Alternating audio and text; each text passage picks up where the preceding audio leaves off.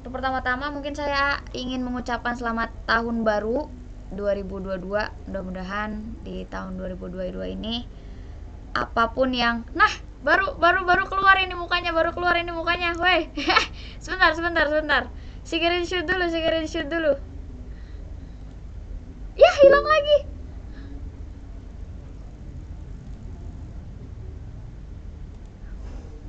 Oh iya, mic-nya mute. Bentar.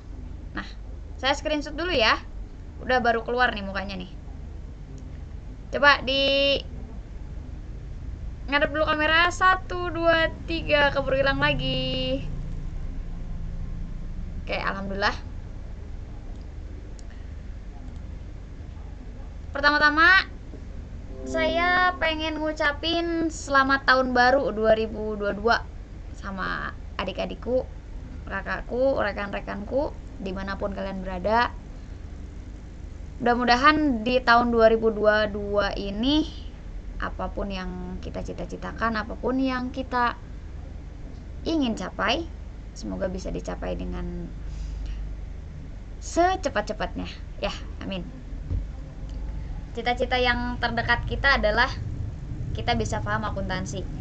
Makanya sampai hari ini alhamdulillah kalian masih semangat dan mudah-mudahan terus semangat untuk belajar akuntansi. Oke, adik-adik, untuk malam ini ada beberapa pembelajaran, ada beberapa materi yang harus kita pelajari dan harus saya paparkan.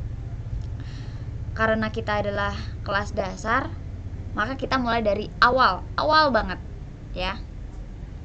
Kita ketika ingin menaiki sebuah tangga, kita nggak bisa langsung naik ke anak tangga yang lebih tinggi sebelum ke yang lebih rendah. Nggak bisa menaiki tangga langsung ke yang tinggi gitu sebelum kita menaikinya satu persatu, melangkah satu persatu dari anak tangga satu ke anak tangga yang lainnya gitu kan. Maka di kelas privat akuntansi 12 ini saya ingin mengajarkan apa yang sudah saya pelajari, apa yang sudah saya alami selama saya belajar akuntansi. Terlebih itu di jurusan D3 akuntansi dulu sampai saat ini saya banyak pengalaman, tapi nggak terlalu banyak sih ya, karena masih banyak materi-materi yang belum saya pelajari lagi, masih jauh. Tapi karena saya lebih dulu belajar daripada adik-adik semua, berarti saya harus sharing ilmu apa aja yang wajib kita kuasai, dasarnya apa aja sebelum kita ingin memahami sebuah laporan keuangan. Langsung aja di pertemuan kedua ya. Nih. Oh, saya belum share screen. Kebetulan ada yang nyusul. Masuknya ada yang nyusul, ada beberapa orang kemarin tuh. Jadi ada tambahan, nggak cuman yang 30 orang aja, tapi ada kuota tambahan yang pengen nyusul belajar. Jadi kemarin pas pertemuan 1 ada yang ikut, ada yang nggak ikut.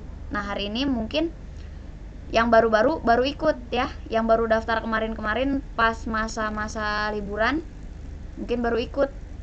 Nah, jadi perlu diketahui bahwa pertemuan malam ini itu adalah pertemuan yang kedua. Tapi jangan khawatir, pertemuan kedua ini adalah pertemuan pertama di pembelajaran materi. Kalau di pertemuan pertama kemarin itu kita hanya perkenalan singkat aja. Jadi belum masuk ke materi. Ya. Oke. Udah siap nih belajar akuntansi dasarnya? Ya, Kak. Siap? Siap, Kak. Oke. Ada yang udah ngantuk belum jam segini? Siap, Kak. Belum? Oke, mantap ya. Ikatan jomblo-jomblo mah pasti jago-jago begadang. Oke. Saya akan share screen dulu untuk materinya. Sebentar. Share screen. Oke. Udah kelihatan di sini? Udah. Udah, Kak. Udah. Oke, saya pengen kayak gini aja deh biar saya bisa lihat kalian juga. Nggak kayak gini deh. Bentar. Set.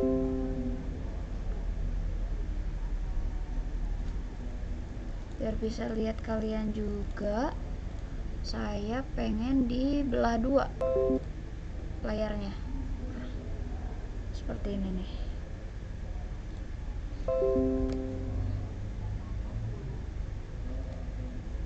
Nggak perlu kayak gini ya.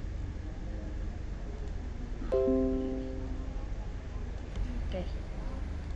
Udah kelihatan segini, kelihatan cukup ya? Cukup. Kak. Cukup, Kak. Oke, sip. Pertama, kita itu adalah seorang yang ada di jurusan akuntansi. Ada yang D3, ada yang S1, ada yang D4 akuntansi, ada yang ekonomi syariah, ada yang akuntansi syariah. Pada intinya kita adalah belajar akuntansi. Nah, dasarnya akuntansi berarti kita itu harus tahu dulu akuntansi itu apa, akuntansi itu siapa, dan seperti apa karakteristiknya gitu ya. Karena ibaratnya kita kenalan sama teman baru nih. Kita tuh kan latar belakangnya ada yang dari SMA, SMK, ada yang dari apa sih, MA ya, Madrasah Aliyah, ada yang dari MAN, Madrasah Aliyah yang negeri gitu. Kemudian berbagai macam jurusan, bahkan ada yang dari teknik, yang SMK-nya teknik terus pengen masuk ke ekonomi, itu beda-beda. Nah, pada saat kita ada di jurusan akuntansi, dari manapun kita berasal di masa lalunya, baik itu dari SMA IPS atau IPA, kita sama. Berarti pas di kampus itu kita dari nol lagi. Jadi nggak ada itu yang namanya jago akuntansi dari sebelum-sebelumnya gitu, nggak ada. Karena di kampus itu kita semua belajar dari nol, kita bareng-bareng. Meskipun ada yang jago ya tetap belajarnya harus itu aja, sesuai dengan kurikulum yang sudah ditentukan di kampusnya masing-masing. Nah, kebanyakan anak akuntansi kenapa nggak bisa akuntansi? Karena nggak mau mengenal akuntansi dari dasar. Jadi pengennya itu sok-sokan apa ya ibaratnya tuh, saya udah bisa. Jadi melangkah ke tangga selanjutnya, tapi tangga sebelumnya itu tidak dilewati dengan baik. Nah, sekarang kita flashback lagi, meskipun kita ada di semester 1, 3, 5 dan berapapun itu ya, atau sekaligus udah kerja, kita belajar dasar lagi di sini. Yang pertama, di sini ada pengertian akuntansi menurut dua ahli. Di sini ada akuntansi menurut Dr. Zaki Baridwan. Akuntansi itu adalah suatu kegiatan jasa, fungsinya adalah untuk menyediakan data kuantitatif, terutama yang mempunyai sifat keuangan dari kesatuan usaha ekonomi yang dapat digunakan dalam pengambilan keputusan ekonomi dalam memilih alternatif di suatu keadaan. Itu yang pertama. Yang kedua, menurut Warren Reef itu akuntansi itu merupakan sistem informasi yang menghasilkan laporan kepada pihak-pihak yang berkepentingan mengenai aktivitas ekonomi dan kondisi-kondisi perusahaan. Nah, dari kedua pengertian ini, coba ada yang bisa nyebutin nggak beberapa kata kunci yang penting yang harus kita bedah dari akuntansi itu sendiri? Ada yang menemukan nggak kata kunci gitu? Bukan kunci. Cung, siapa yang bisa menyebutkan kata kunci yang ada di pengertian akuntansi? Apa aja? Laporan keuangan. Laporan keuangan, betul. 1, 2, ada apa lagi? Ada apa lagi? Saldo normal. Saldo normal, betul. Ada apa lagi? Pencatatan transaksi. Pencatatan transaksi juga betul, mantap. Ada lagi?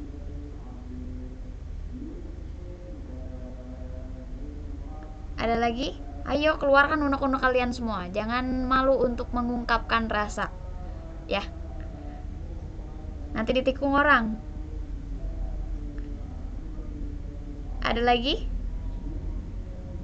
Pengambilan keputusan. Pengambilan keputusan, betul. 4. Ada lagi?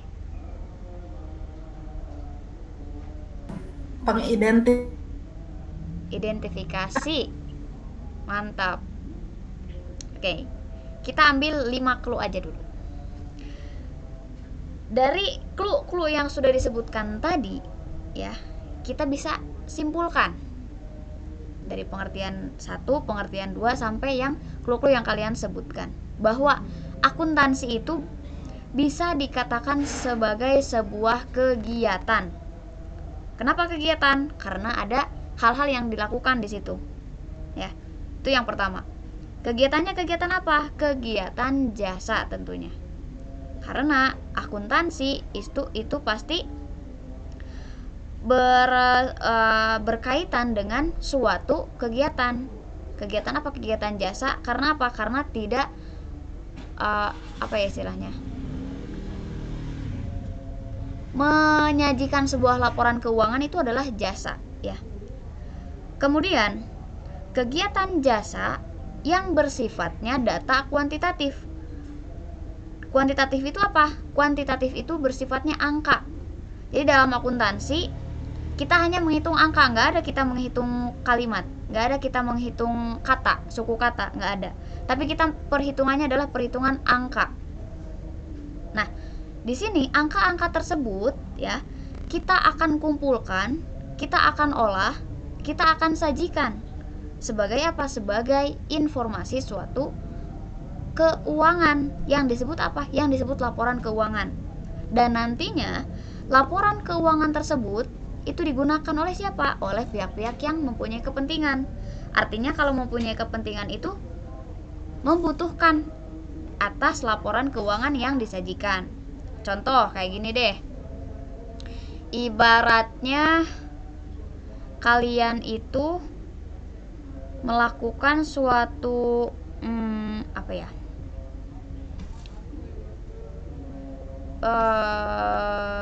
Kegiatan nih. Kalian melakukan suatu kegiatan di luar rumah. Kalian pasti harus lapor ke orang tua atau orang-orang yang ada di sekitar kita yang menurut kita perlu dikabarin gitu ya. Terutama orang tua lah. Terutama orang tua.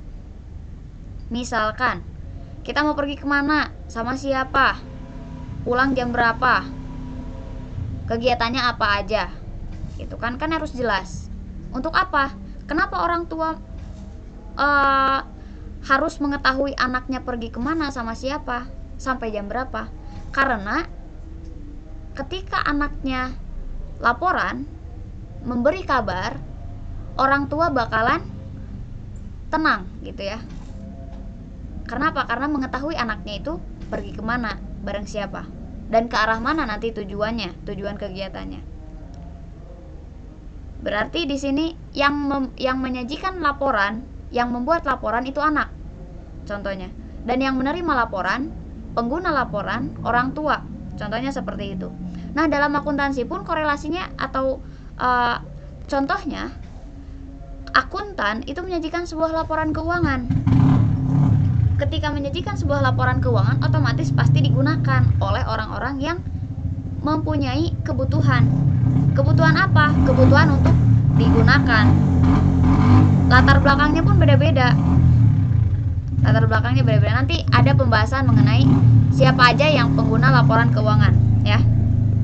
Nah, di sini untuk pengertian akuntansi bisa kita simpulkan bahwa akuntansi itu merupakan suatu kegiatan jasa yang bersifat kuantitatif. Kemudian kegiatan utamanya yaitu menyajikan sebuah laporan keuangan, dan hasil akhirnya akan dipakai oleh orang-orang yang berkepentingan. Seperti itu. Kemudian muncullah pertanyaan. Kita bedah lagi. Pengguna laporan keuangan itu siapa aja sih gitu kan? Kok ngapain pengen tahu laporan keuangan sebuah perusahaan gitu ya? Ini konteksnya perusahaan, bukan akuntansi pemerintahan ya. Kita konteksnya akuntansi perusahaan atau komersial. Ada pihak internal, ada pihak eksternal. Internal itu berarti ruang lingkup dalam perusahaan. Kalau eksternal berarti di luar dari ruang lingkup perusahaan. Kalau internal itu berkaitan langsung atau terjun langsung dalam kegiatan operasional perusahaan, dan eksternal itu tidak. Ya dalam artian mantau gitu kan. Kalau internal udah pasti maju mundurnya sebuah perusahaan ditentukan oleh karyawannya. Karena kalau karyawannya rajin berarti perusahaannya akan maju. Kalau karyawannya melempem, otomatis perusahaannya juga bakalan turun operasionalnya. Nah, saya jelaskan satu persatu nih. Pihak internal itu bakalan membutuhkan laporan keuangan untuk apa? Yang pertama, manajemen. Kalau manajemen, siapa sih manajemen? Manajer. Siapa sih manajer? Berarti kan pengatur ya, yang mempunyai kendali atas perusahaan tersebut. Kendali itu ibaratnya setir mobil atau stang motor ya. Ketika seorang manajer menjabat di sebuah perusahaan, otomatis pasti selalu membutuhkan laporan keuangan. Kenapa? Karena laporan keuangan itu cermin loh. Cermin yang ada di kendaraan nih, kita bisa lihat ke depan, kita bisa lihat ke belakang. Maksudnya bukan lihat ke depan dari cermin ya. Karena cermin itu ibaratnya adalah laporan keuangan. Laporan keuangan itu adalah cermin. Contohnya seperti itu analoginya. Dalam cermin kita bisa melihat masa lampau. Contoh, kita di cermin nih, lagi di motor, lihat cermin, lihat spion. Di belakang ada motor nggak ya? Saya mau nyalip. Ada mobil nggak ya? Ada kendaraan lain nggak ya? Aman nggak ya? Gitu kan? Berarti untuk apa? Untuk arah ke depannya seperti apa. Kalau misalkan ada motor di belakang yang mau nyalip, berarti kita rem dulu. Kalau di belakangnya aman, berarti kita bisa langsung gas untuk nyalip yang lain. Laporan keuangan pun sama. Di dalam laporan keuangan, seorang manajemen dan karyawan, langsung aja ya, karena manajemen dan karyawan sama-sama internal nih. Mirip fungsinya gitu. Bukan fungsi dari jabatannya, tapi dari segi apa ya namanya tuh, penggunaan laporan keuangannya. Manajemen lihat laporan keuangan untuk melihat periode-periode ke belakang kita menghasilkan laba berapa. Antara aktiva dengan utang itu lebih besar mana? Nanti ada rasio keuangan yang dihitung oleh pihak manajemen gitu. Ada rasio keuangan, kemudian nanti menghasilkan analisa rasio keuangannya seperti apa. Apakah perusahaannya tergolong kategori sehat atau tidak sehat? Itu bisa dilihat dari laporan keuangan. Kalau untuk cara analisanya, ada nanti materinya lagi, analisa laporan keuangan. Secara umum, manajemen dan karyawan menggunakan laporan keuangan itu berhubungan dengan proses operasional perusahaan tentunya. Seperti itu. Jadi kegiatan perusahaan tuh ditentukan idenya atau yang mempunyai kebijakan atau keputusan atas perusahaan tersebut adalah manajemen. Nah, nanti pihak karyawan itu menjalankan apa yang sudah diputuskan oleh pihak manajemen. Seperti itu. Nah, yang kedua itu ada eksternal. Eksternal itu kan pihak luar perusahaan. Berarti pihak luar itu tidak bersentuhan langsung dengan operasional. Contoh, kalian pemilik restoran deh, kalian pemilik restoran. Kalian punya manajer, di bawah kalian juga punya karyawan yang biasa. Apakah kalian sebagai pemilik itu ikut masak di dapur? Ya nggak? Ikut masak nggak kalau pemilik? Tidak, Kak. Tidak. Kalau manajemen? Enggak juga. Tidak. Tidak juga. Tapi manajemen itu sebagai kendali di dalam yang mengawasi karyawannya. Otomatis di sini saling berkaitan. Tapi kalau pemilik, kenapa masuk ke eksternal? Karena tidak bersentuhan langsung dengan kegiatan operasional perusahaan. Nah, pemilik menggunakan laporan keuangan untuk apa? Ya jelas untuk melihat perusahaannya itu sejauh mana kemajuannya selama beberapa periode ke belakang. Misalkan 5 tahun ke belakang labanya cenderung naik atau cenderung turun ya, atau stabil. Minimal laporan keuangan kita adalah stabil. Jadi nggak naik, turunnya nggak terlalu rendah, naiknya minimal naik sedikit-sedikit.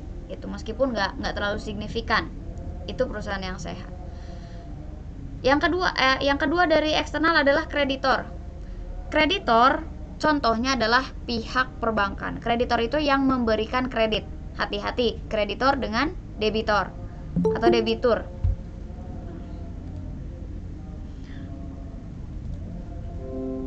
Hati-hati ya, kreditor dengan debitor itu berbeda. Sekarang, kreditor contohnya adalah pihak perbankan.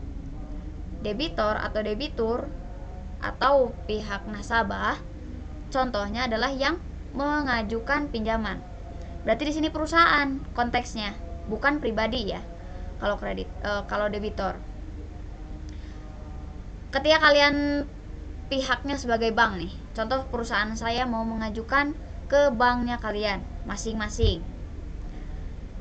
Kalian perlu laporan keuangan untuk apa? Untuk penentuan apa? Pemberian fasilitas kredit. Kenapa kak? Kok harus lihat laporan keuangan? Ya jelas, apa kalian mau rugi apabila perusahaan saya itu operasionalnya kurang lancar misalkan, kemudian si labanya nggak signifikan, ya ibaratnya dinilai kurang mampu untuk mengembalikan kreditnya di kemudian hari. Kira-kira kalian kalau sebagai pihak bank akan memilih perusahaan memberikan kredit itu akan memilih perusahaan yang sehat atau yang tidak sehat? Yang sehat. Yang sehat, Sehat Kak. tentunya. Kenapa Sehat. yang sehat? Jelas yang sehat dong. Kenapa yang sehat? Karena bank juga tidak mau rugi, Kak. Nah, itulah. Jadi ada perhitungan-perhitungan, ada analisa-analisa yang dilakukan oleh kreditor dalam penentuan pemberian fasilitas kredit yang diajukan oleh calon nasabah. Sebentar, saya cabut dulu casan. Seperti itu. Jadi sekali lagi, kreditor membutuhkan laporan keuangan si calon nasabah untuk penentuan pemberian fasilitas kredit. Selanjutnya ada investor.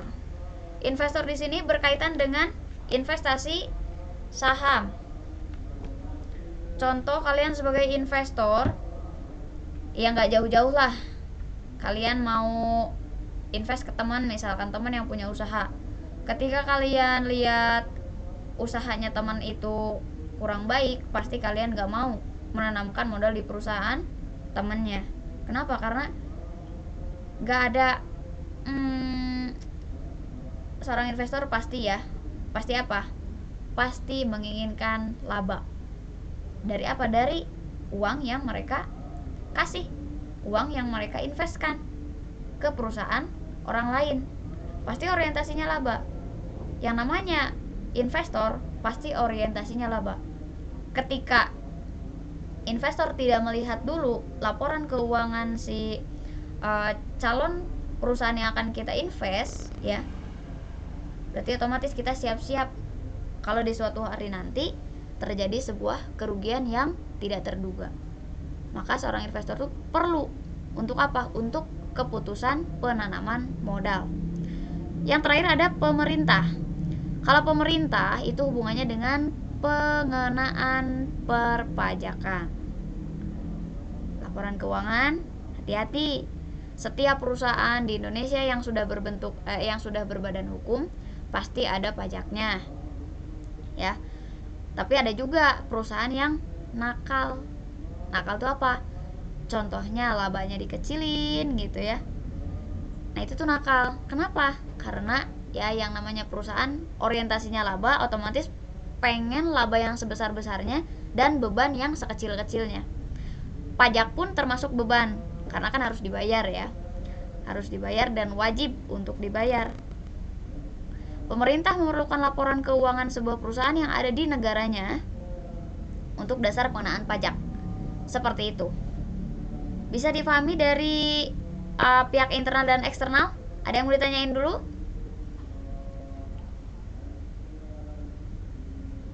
Bisa dipahami? Bisa. Bisa. Udah jelas? Kak. Jelas, Udah Kak. Kak, jelas. Oke, sip. Kalau jelas, sekarang kita lanjut ke materi selanjutnya. Kalau tadi kan pandangan secara umum ya, akuntansi secara umum. Nah, sekarang mulai masuk ke materi akuntansi yang benar-benar akuntansinya. Kalau tadi akuntansi secara umum, ya. Sekarang konsep periode akuntansi ya adik-adik. Fokusnya udah mulai difokuskan. Harus ditambah fokusnya. Ya. Ada 2 metode pencatatan akuntansi. Ingat-ingat, ada 2 metode pencatatan akuntansi. Yang pertama ada cash basis atau dasar kas atau sering disebut dengan basis kas. Dasar kas, cash basis itu adalah konsep pencatatan akuntansi yang pertama. Yang kedua ada accrual basis atau dasar akrual. Itu secara garis besar. Nah, sekarang kita bedah. Di dasar kas, apa sih perbedaannya dengan dasar akrual? Kalau untuk pengertian bisa dibaca di sini, konsep dimana laporan keuangan bla bla bla bla. Tapi secara singkat saya kasih perbedaannya. Intinya seperti ini. Di dasar kas, ketika kita menggunakan konsep pencatatan dasar kas, kita hanya mencatat transaksi yang menggunakan uang saja. Itu. Kalau di dasar akrual, seluruh transaksi baik itu menggunakan uang atau tidak tetap dicatat. Contohnya apa? Contohnya seperti ini. Kalau accrual basis, ketika kita menerima barang duluan tapi kita belum bayar, atau kita memberikan jasa duluan tapi kita belum dibayar, itu dicatat. Berarti ada utang piutang di situ. Kalau di dasar kas, ini berkaitannya dengan sebuah, contohnya di akuntansi pemerintahan nih. Akuntansi pemerintahan ada apa namanya tuh? Rancangan anggaran ya. Ada rancangan anggaran. Kemudian jadi anggaran. Yang namanya anggaran berarti itu sudah dianggarkan, sudah disiapkan. Nah, nanti ada realisasi anggaran. Jadi ketika kita menggunakan anggaran tersebut, maka itu dicatat menggunakan dasar kas. Tapi nggak menutup kemungkinan akuntansi pemerintah juga menggunakan dasar akrual. Jadi kalau di akuntansi pemerintahan dua-duanya dipakai nih. Tergantung nanti lagi nyatet apa. Kalau di akuntansi perusahaan kita pakainya dasar akrual, yang mana seluruh transaksi, pokoknya seluruh aja, tanpa terkecuali dicatat semua transaksinya. Makanya di jurnal umum akuntansi perusahaan itu banyak dan akunnya banyak, pencatatannya juga seperti itulah ya. Bikin kita menghela nafas, tapi nggak apa-apa. Yang penting kita nggak boleh menyerah ya. Itu intinya dari kedua pencatatan. Tapi sebelum kita belajar mengenai ini, pencatatan ini, saya akan ada materi-materi pengantar lainnya dulu. Jadi itu nanti nyambungnya ke siklus akuntansi ya. Sudah bisa dibedakan ini untuk dasar kas dan dasar akrual? Sudah Kak. Sip. Bisa, Kak. Sudah, Kak. Oke. Kita sepakati bahwa akuntansi perusahaan menggunakan accrual basis. Oke? Ingat-ingat ini aja, dasar accrual atau accrual basis. Ini pun nanti kalau kalian ujian sertifikasi akuntansi bakalan ada pertanyaan-pertanyaan seperti ini, materi-materi dasarnya. Karena apa? Karena ya sertifikasi akuntansi juga tidak langsung ke ahli. Tidak langsung ke mahir gitu ya. Ada teori-teori dasarnya juga yang diujikan. Seperti itu. Sekarang lanjut. Nih. Tadi kan kita udah belajar mengenai pengertian, kemudian pengguna laporan keuangan ya. Dan tadi metode pencatatan, ada 2. Sekarang sebelum ke sini saya pengen kalian itu mengetahui ini dulu, laporan keuangannya dulu. Laporan keuangan dalam akuntansi perusahaan itu ada 5. 1. Laporan laba rugi atau laporan rugi laba, boleh dibolak-balik, mau rugi laba, mau laba rugi, itu boleh. Atau dalam bahasa Inggrisnya income statement. Yang kedua ada laporan perubahan modal. Ketiga laporan neraca. 4 laporan arus kas. 5 catatan atas laporan keuangan. Tipe nih, 5-nya 2. 5 catatan atas laporan keuangan. Di laporan laba rugi kita bakalan mengetahui total laba atau rugi yang perusahaan dapatkan per satu periode akuntansi, baik itu per bulan, per triwulan, per semester, atau per tahun. Di laporan laba rugi itu kita bakalan tahu mengenai laba atau rugi yang perusahaan alami per periode tertentu gitu. Tergantung kita nyusunnya per periode berapa, bulan kah atau triwulan atau selanjutnya yang tadi sudah saya sebutkan. Yang kedua, laporan perubahan modal. Ini saya sebutkan secara umumnya dulu ya, karena untuk seluruh materi ini, submateri ini ada pembahasannya masing-masing. Nanti selama 30 kali pertemuan tuh kita bedah pokoknya semuanya. Yang kedua di laporan perubahan modal, hilang lagi angkanya. Oh ini, laporan perubahan modal. Di laporan perubahan modal itu kita akan mengetahui. Jadi orientasinya tuh kita akan mengetahui modal akhir perusahaan itu berapa, ada penambahan nggak, atau malah berkurang karena terjadinya rugi. Kalau misalkan perusahaan itu terjadi laba, otomatis menambah modal. Kalau perusahaannya terjadi rugi, maka itu akan mengurangi modal. Selanjutnya ada laporan neraca. Di laporan neraca ini kita akan mengetahui posisi keuangan. Posisi keuangan kita itu tergolong sehat atau tidak. Nah, nanti laporan neraca itu dijadikan sebagai acuan untuk perhitungan analisa laporan keuangan. Nanti kalian juga bakalan belajar mengenai analisa laporan keuangan di semester berapa ya? 3 apa 4 lah, 3 atau 4 kalian bakal belajar mengenai analisa laporan keuangan. Nah, sebelum kalian bisa menganalisa laporan keuangan, kalian harus memahami cara pembuatan laporan keuangan dan harus bisa membaca minimal. Bukan membaca angka, tapi membaca arti dari sebuah angka tersebut. Maknanya itu apa? Itu orientasinya akuntansi itu bisa membuat, bisa membaca, bisa menginterpretasikan kepada orang lain. Seperti itu. Yang keempat ada laporan arus kas. Kalau laporan arus kas ini kita bakalan mengetahui arus kas masuk dan arus kas keluar itu lebih banyak mana.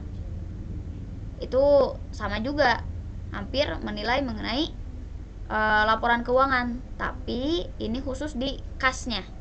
Karena kan di akuntansi itu akunnya banyak. Ada 5 kepala akun yang besar, ya.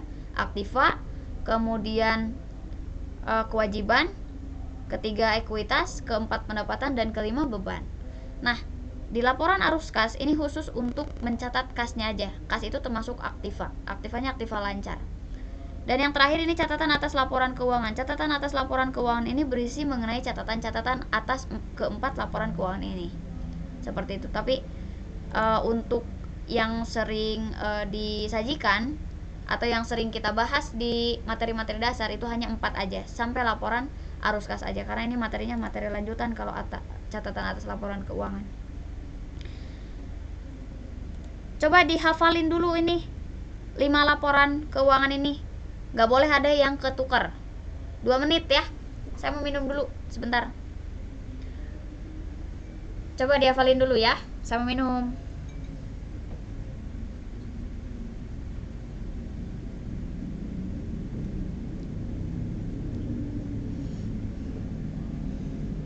Hafalin 5 laporan keuangan, 5 nama aja. Gak boleh ketukar. Nanti saya tunjuk.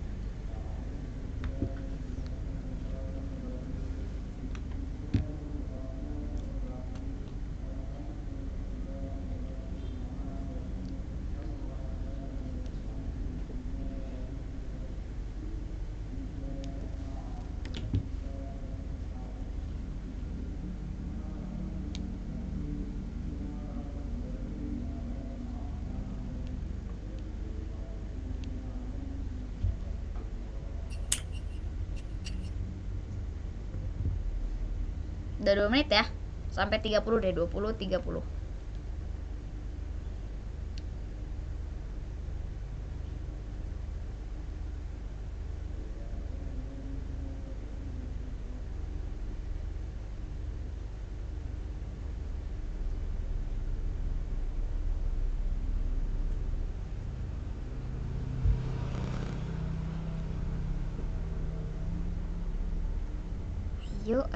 Ayo. Oke. Sudah selesai. Ntar lagi ya. 5 doang ya. Siap ya. Saya mau tunjuk. Nah, sini deh. Cinta. Random nih, random. Cinta mana? Nggak ada nih orangnya nih.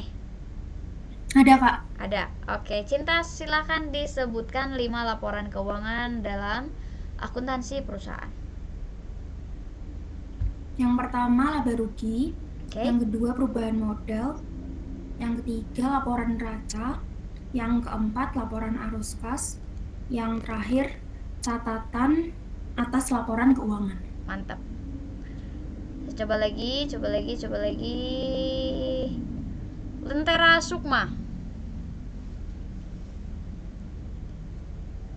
Sukma. Hadir? Iya. Oke, coba. Laporan laba rugi. Langsung aja nih, Kak. Silakan disebutkan, adikku.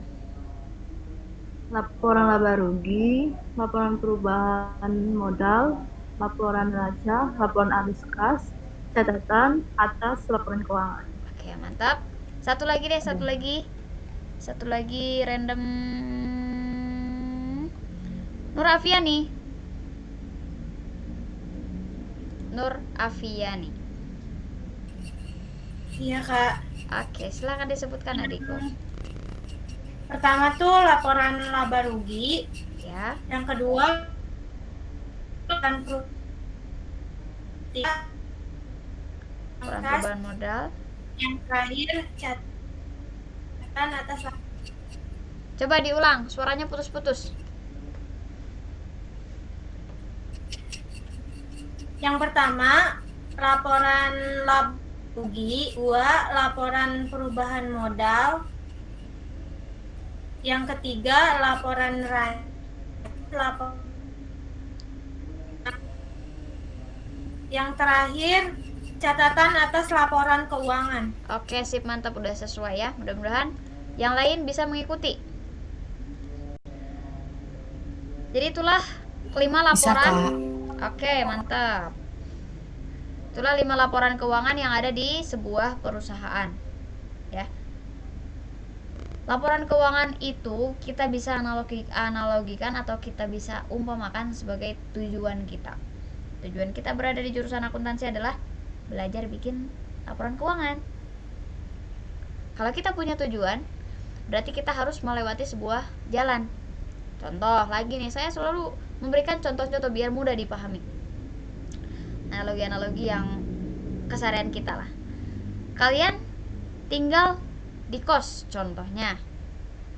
Walaupun dekat kampus, tujuan kalian setiap ingin belajar pasti kan OTW kampus, pergi ke kampus. Ketika kalian pergi ke kampus, dari kosan ke kampus, kalian ngelewatin jalan kaki dulu, entah itu jalan kaki, entah itu pakai motor, entah itu pakai mobil, pakai apapun itu, kalian ngelewatin jalan dulu atau langsung nyampe di kampus? Lewatin jalan dulu, Kak. Lewatin jalan. Kalau pulangnya lewatin jalan lagi nggak? Ya. Ya, kecuali kalian punya ilmu untuk menghilang gitu ya, tring, langsung ada di kampus. Pasti melewati jalan dulu, sedekat apapun itu. Laporan keuangan itu adalah tujuan kita. Berarti kan tadi contohnya kampus, laporan keuangan contohnya kampus. Jalannya jalan untuk menuju kampus, jalan apapun itu yang kalian lewati, contohnya atau analoginya yaitu di sini siklus akuntansi.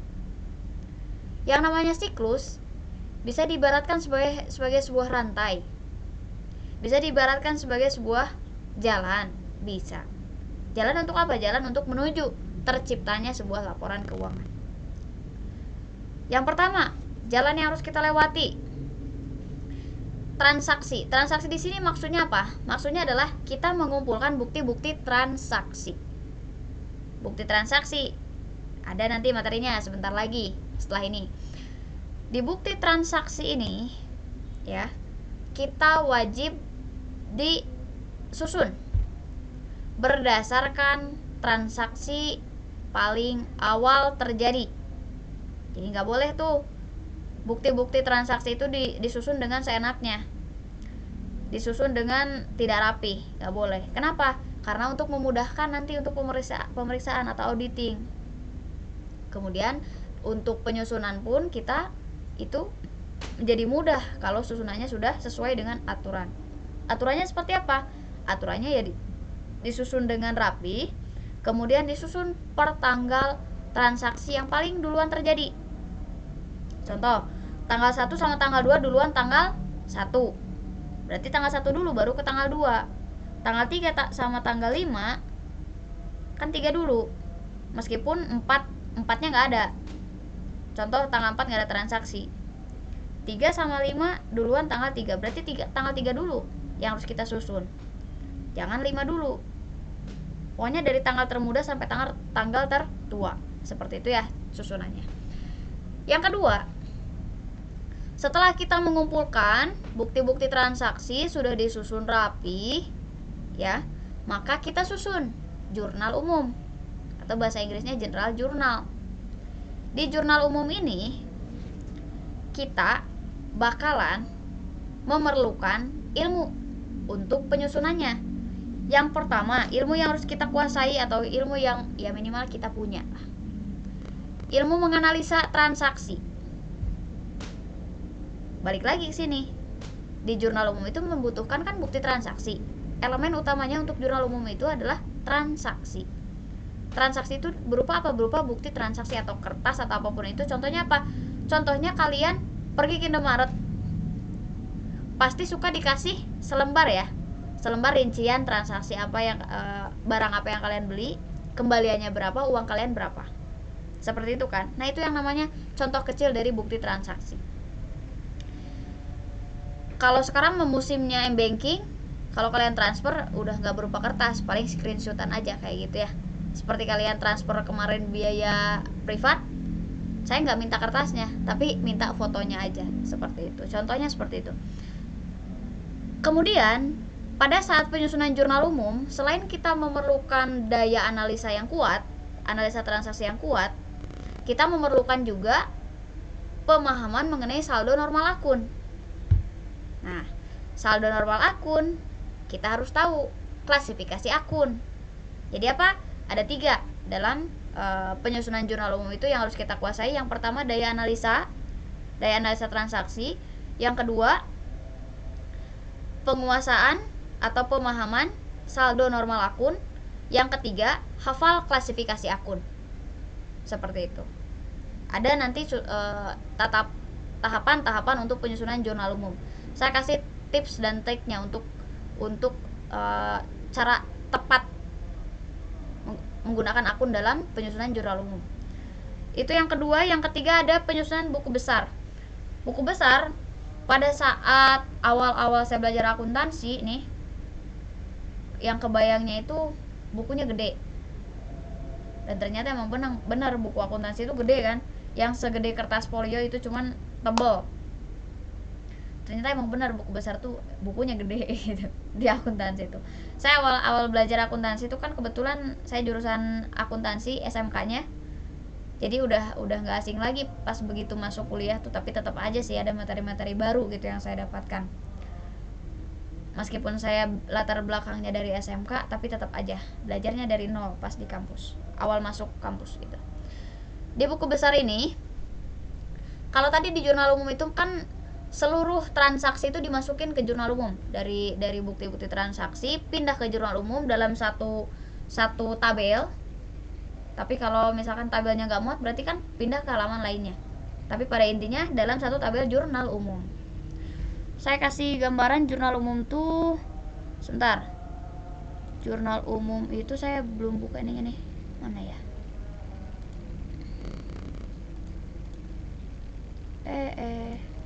Dan di sini.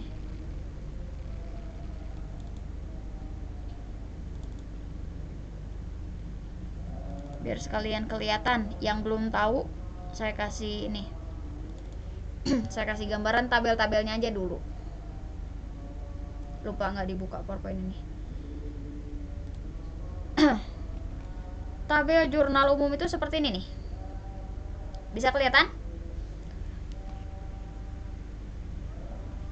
Untuk yang belum tahu, untuk yang baru banget tahu jurnal umum, inilah jurnal umum. Ada nama perusahaan, ada judul untuk nama tabel yang kita susun, nama laporan yang kita susun. Dan yang ketiga di judul ini ada periode akuntansinya. Di sini untuk kolom yang pertama ada kolom tanggal. Yang kedua ada kolom nama-nama akun atau keterangan. Jadi ini keterangan akun, ada debit, ada kredit. Hati-hati, pencatatan jurnal umum untuk sisi kreditnya agak menjorok ke kanan. Jangan disamakan dengan yang debit. Kalau debit kan ke kiri nih. Satu baris dengan garis. Kalau yang kredit itu agak menjorok. Nah, ini kredit namanya. Kadang karena kita pemula masih ada yang nulis disamakan dengan sisi debit. Jadi apa? Jadi bingung. Gak bisa kelihatan mana debit, mana kredit. Nah, setelah kita belajar nanti penyusunan jurnal umum, insya Allah ya, kalian bakalan bisa dari segi penempatan, posisi debit kredit, dari segi penggunaan nama akun, dari segi perhitungan angka, bakalan bisa lah insya Allah ya. Itu jurnal umum. Yang kedua, balik lagi ke sini. Nggak kedua deh. Oh ya, kedua buku besar kan. Tadi jurnal umum baru diliatin. Yang kedua buku besar.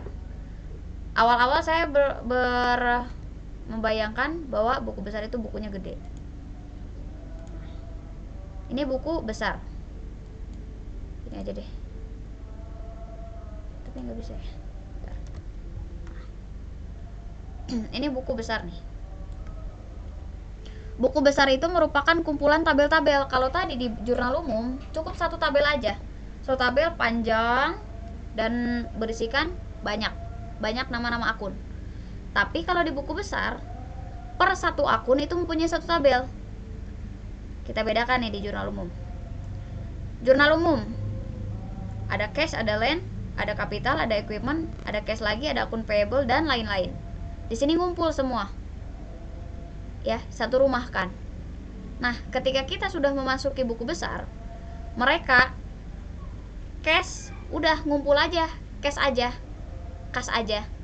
Kalau akun receivable, kalau piutang, ngumpulnya sama piutang lagi. Jangan mau campur dengan tabel lainnya. Ibaratnya di sini udah geng-gengan lah. Udah geng-gengan kalau di sini.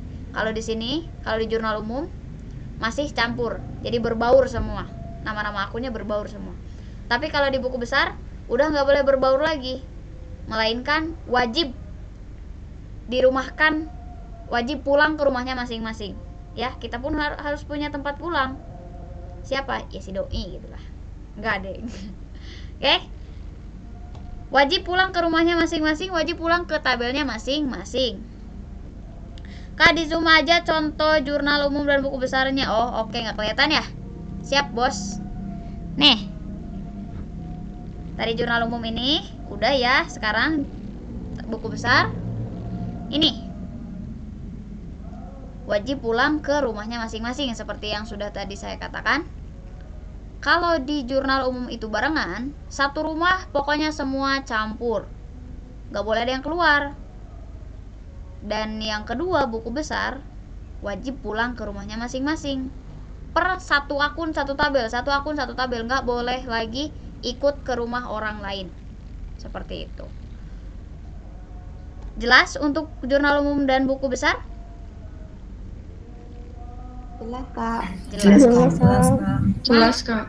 Sip. Sekarang tahapan ketiga. Tahapan ketiga itu kita bakalan menyusun yang namanya neraca saldo. Neraca saldo itu tabelnya seperti ini. Kalau dilihat-lihat hampir sama dengan jurnal umum, tapi jelas berbeda. Kalau jurnal umum ada kolom tanggal, tapi tidak ada nomor akun, melainkan ada referensi pun di sini dikasih tanda checklist. Untuk apa? Untuk tanda bahwa akun-akun tersebut sudah dipindahkan saldonya ke buku besar. Nah, sekarang di neraca saldo, kolom pertamanya yaitu kolom nama akun. Dan untuk kolom nama akunnya, nomor akun, nomor akun.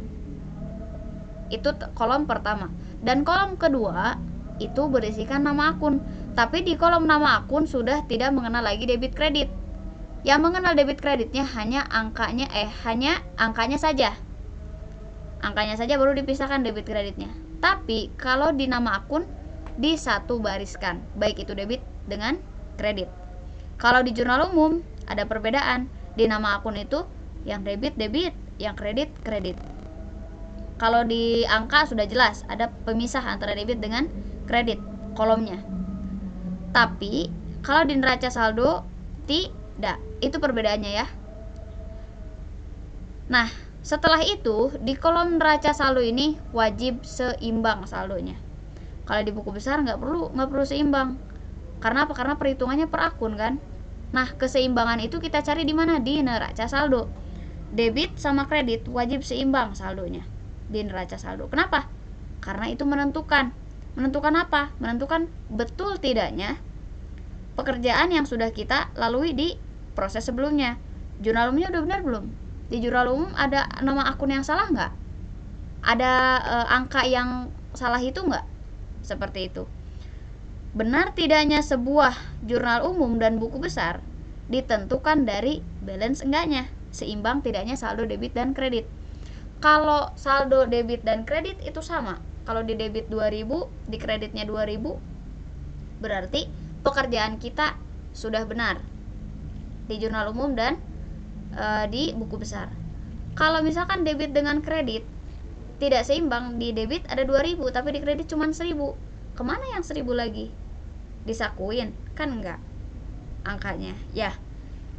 Berarti kalau tidak seimbang, itu artinya pekerjaan kita di jurnal umum dan di buku besar belum benar, baik itu dari segi penggunaan nama akun dan atau perhitungan angka. Seperti itu. Ada beberapa macam kesalahan-kesalahan yang kita lakukan. Seperti itu. Intinya seperti itu ya. Kalau balance insya Allah benar.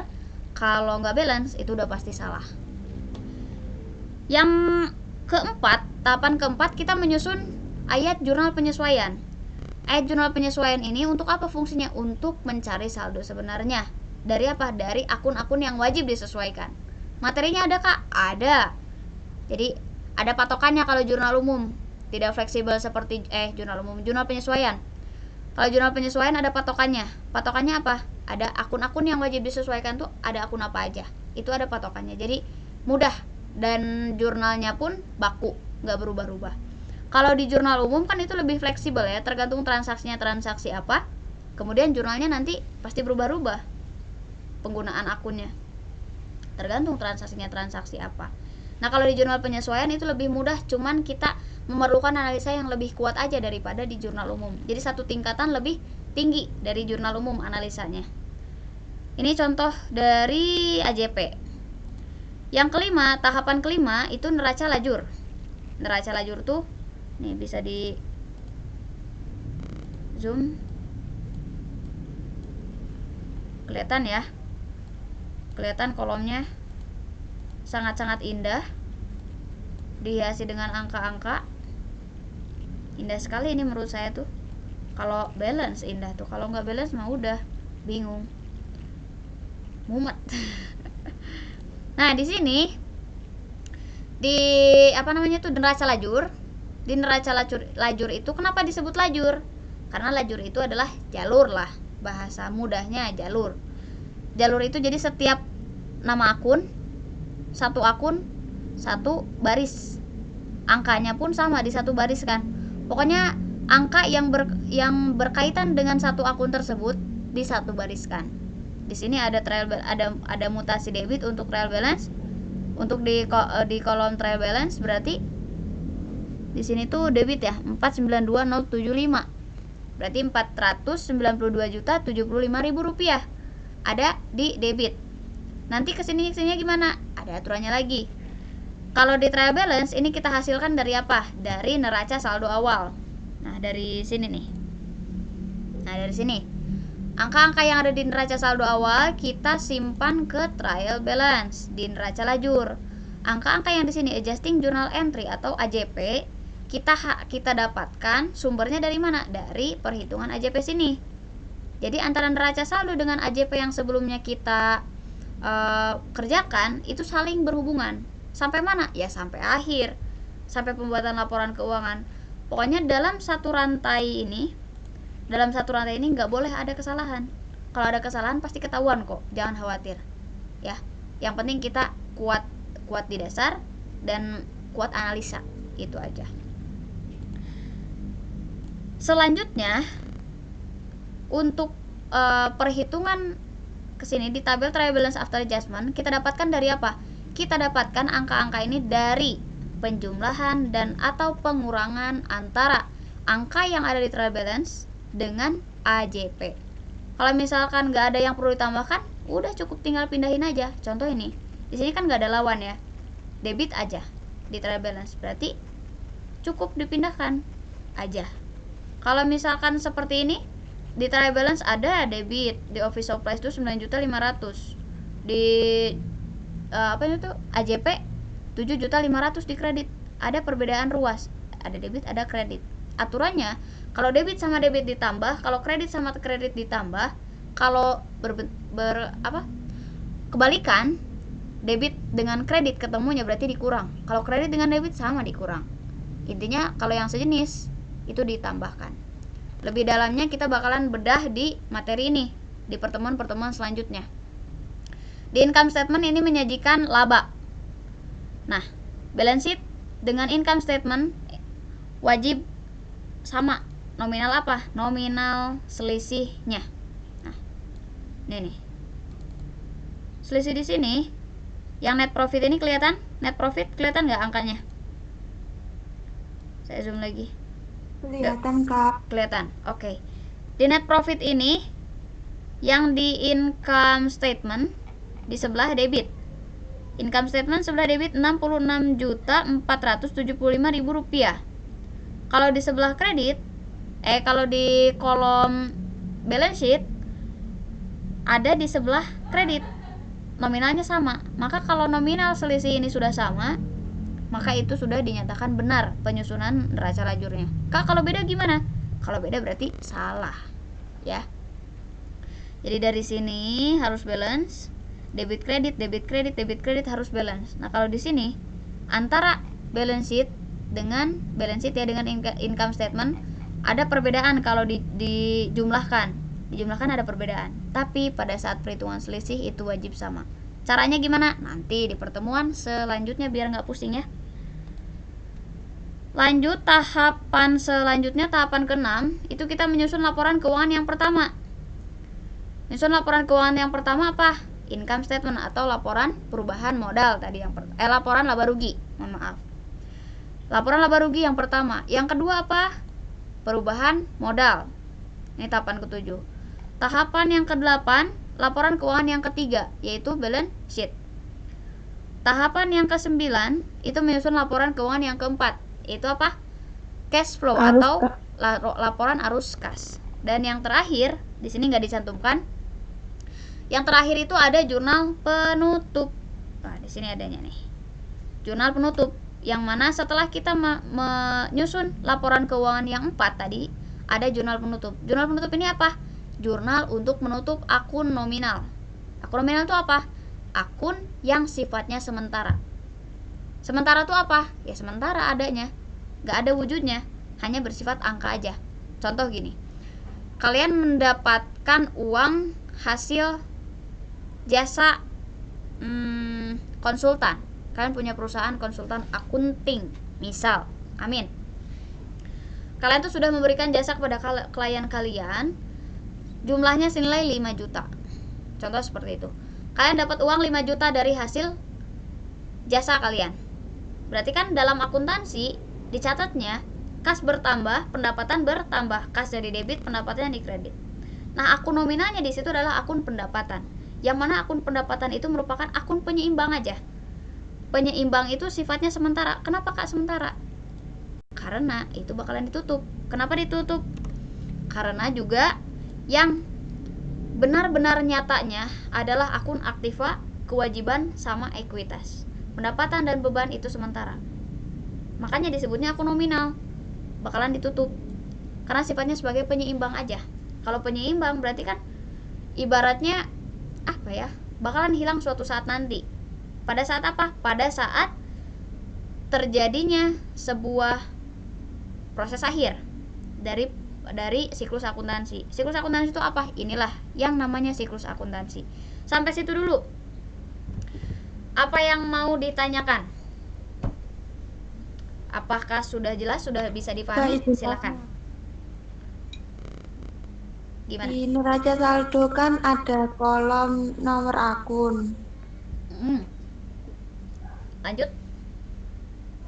Neraca saldo ada kolom Di neraca saldo itu kan ya. akun. Lah itu nomor akun itu kita nentuinnya itu gimana Kak?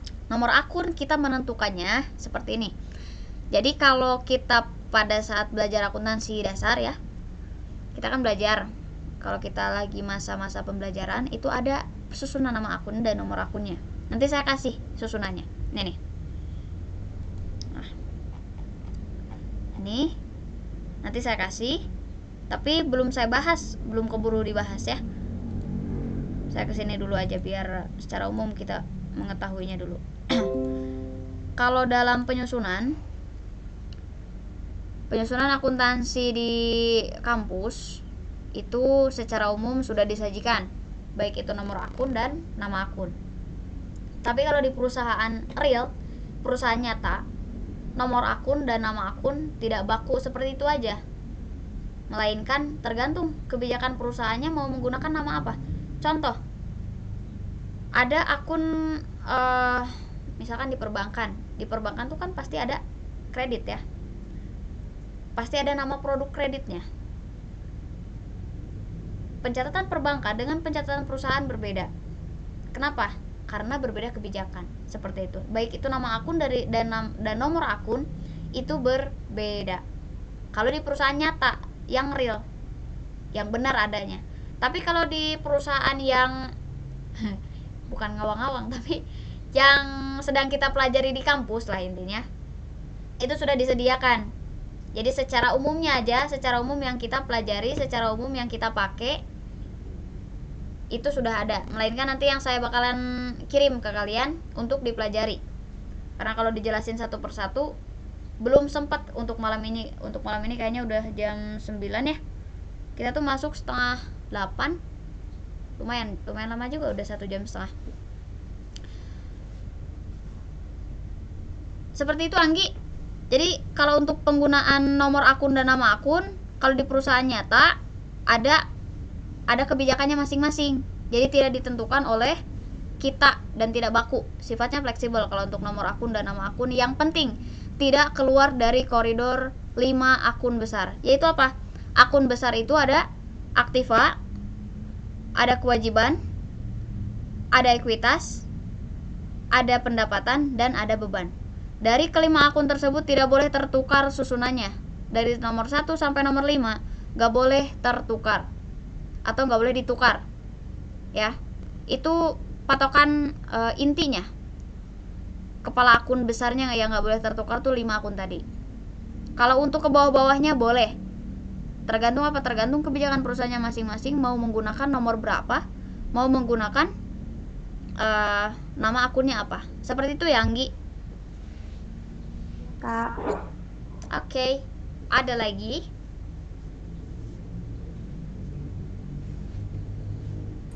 Nggak ada Kak, cukup. Cukup. Oke, sip. Wow, lumayan masih banyak nih. Ini pengertian-pengertiannya karena tadi saya nggak baca di sini, jadi nanti bisa kalian baca aja. Saya udah jelasin secara kalimat yang mudahnya. Nanti kalau untuk secara panjangnya boleh dibaca di sini nanti ya, saya kirim ya. Ini pengertian-pengertian dari siklus akuntansi tadi. Kemudian nih akun tadi berkaitan dengan akun. Akun itu adalah sebuah media akuntansi untuk mencatat transaksi keuangan. Jadi ibaratnya perwakilan lah. Ketika kalian mempunyai sebuah transaksi, diwakilkan dengan nama apa? Seperti itu. Kita nggak bisa misalkan satu transaksi itu kita seenaknya mencatat, gimana saya aja, yang punya perusahaannya saya, terus saya mau pakai akunnya seenak saya. Jadi difokuskan ke dalam satu akun yang general. General itu umum dipakai sesuai dengan aturan apa? Ya aturan akuntansi yang berlaku di Indonesia tentunya, seperti itu. Selanjutnya di sini ada golongan akun. Ada akun real, ada akun nominal. Akun real itu merupakan akun yang permanen. Sifatnya ada, bentuknya, ada wujudnya, dan bisa dirasakan manfaatnya. Itu akun real. Kalau akun nominal, itu kelompok akun yang memiliki nilai saldo saja. Nilai aja, angka aja, dan sifatnya sementara, yang nanti sewaktu-waktu bakalan dihilangkan, dinolkan. Kalau aktiva nggak bisa dinolkan. Karena apa? Karena ada wujudnya. Contoh, kita beli peralatan. Peralatan itu masuk ke apa? Ke akun nominal, ke akun real. Peralatan itu masuk ke akun real. Kenapa? Karena ada wujudnya. Masuk ke mana? Masuk ke aktiva. Kenapa Kak kok masuk ke aktiva?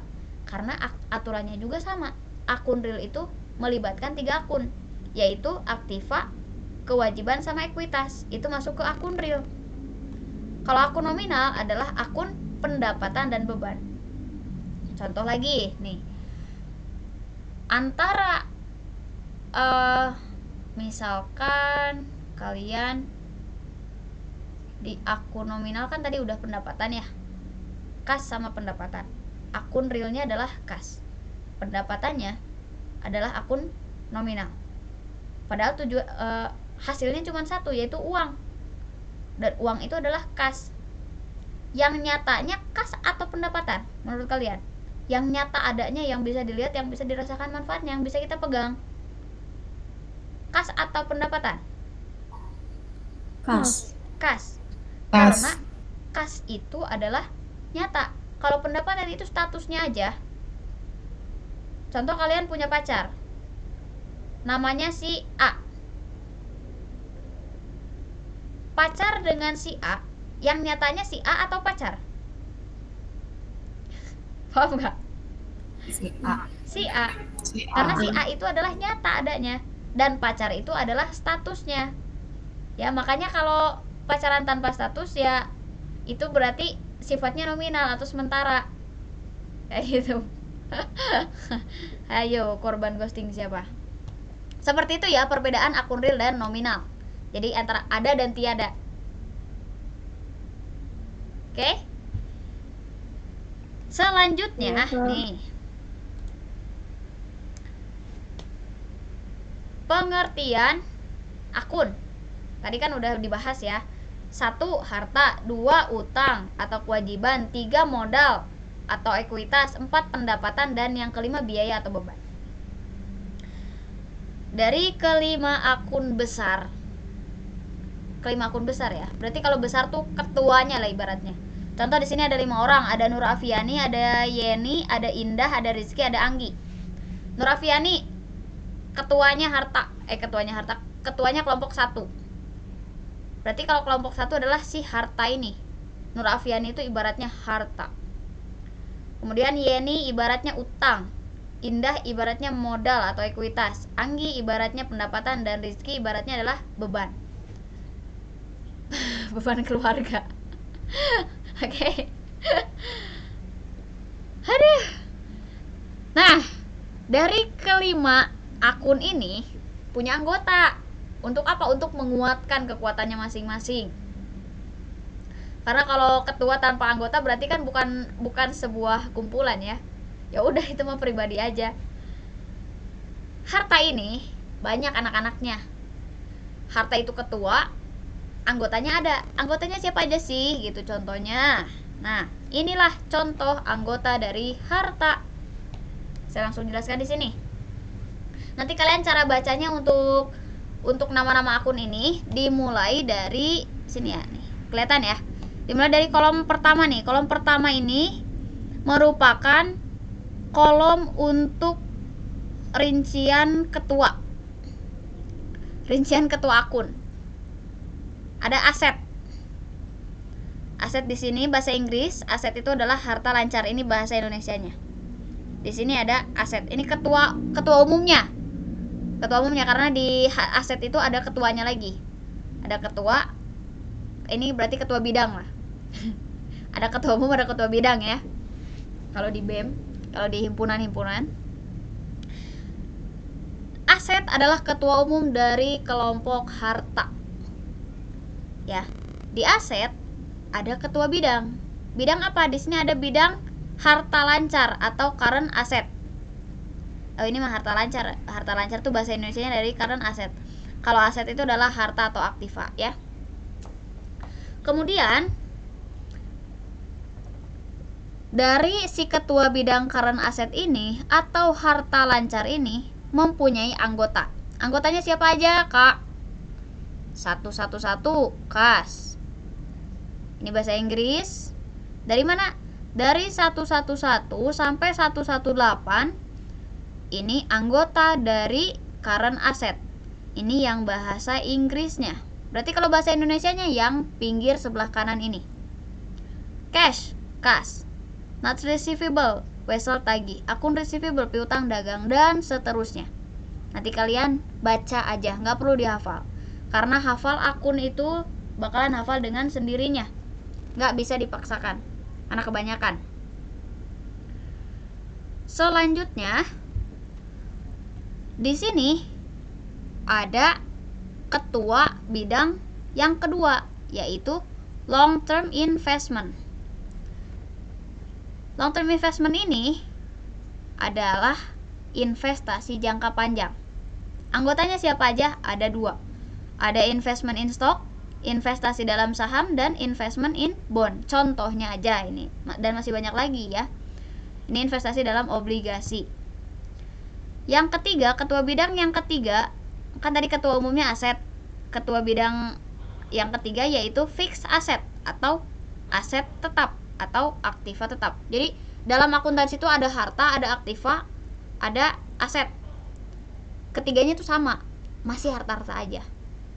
Cuman aktiva itu bahasa akuntansi, kalau aset itu bahasa Inggris, kalau harta itu bahasa Indonesia. Jadi nggak perlu diperdebatkan itu mah. Terserah kalian menyebutnya apa. Yang penting ketiga akun itu adalah sama-sama aja artinya. Di dalam kelompok aktiva tetap khususnya ada aktiva tetap berwujud dan yang tidak berwujud. Nah, kebetulan di sini nggak ada yang tidak berwujudnya. Tapi nanti bakalan saya kasih setelah ini nih, setelah ini ya. Setelah ngejelasin ini. Di aktiva tetap berwujud ada 5 contohnya. 1 tanah, 2 gedung atau bangunan, ketiga boleh ditulis nih peralatan. Kalau akumulasi ini masih tetap ke aktiva tetap berwujud juga, cuman sifatnya nanti mengurangi. Ini untuk akumulasi jangan dulu dibahas, nanti kalian pusing. Tapi tetap untuk akumulasi penyusutan ini masuk ke aktiva tetap yang berwujud. Cuman beda sifat aja. Minum dulu. Tanah, bangunan, peralatan. Yang keempat ada kendaraan, dan yang kelima mesin. Itu contohnya dari aktiva tetap yang berwujud. Berarti kalau berwujud itu bisa dilihat, bisa diraba, nggak bisa diterawang karena berwujud. Sifatnya benda padat. Ya. Untuk aktiva tetap yang tidak berwujud, saya tulis di sini aja di Excel. Aktiva tetap tak berwujud. Biar kalian mengetahui selain yang berwujudnya. tak berwujud. 1 goodwill. Goodwill. 2 hak paten. 3 hak cipta. Jadi kalau kalian punya karyanya di copy orang lain, kalian bisa laporkan ke yang berwajib kalau kalian mendaftarkan hak cipta kalian ya atas karya kalian. Yang keempat itu merek dagang. Nah, merek dagang. Dan yang kelima adalah franchise.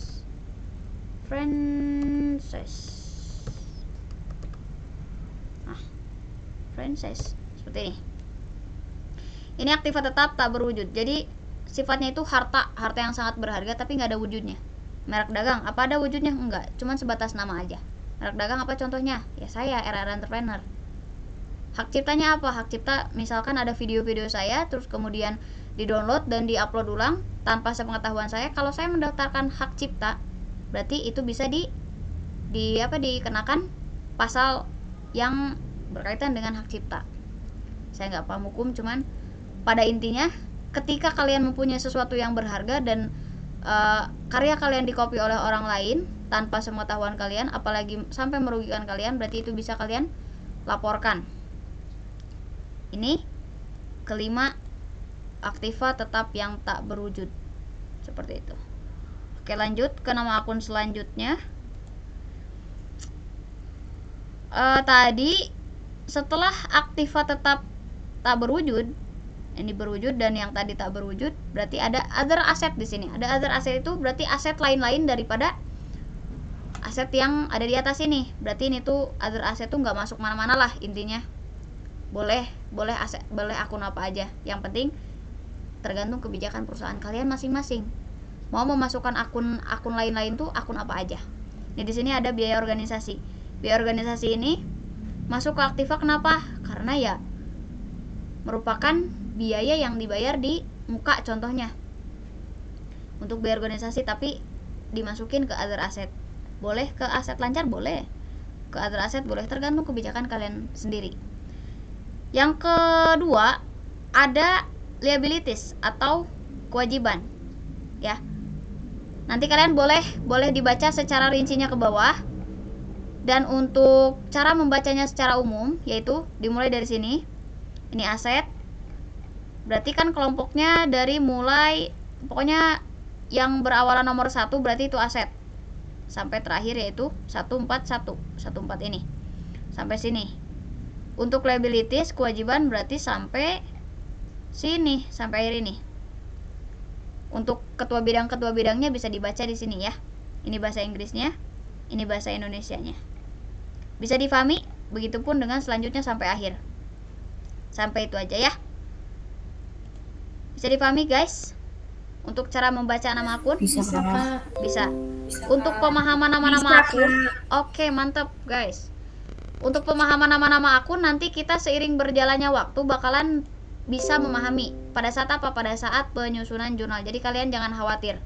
Pokoknya kalian baca aja dulu lah minimal, oke?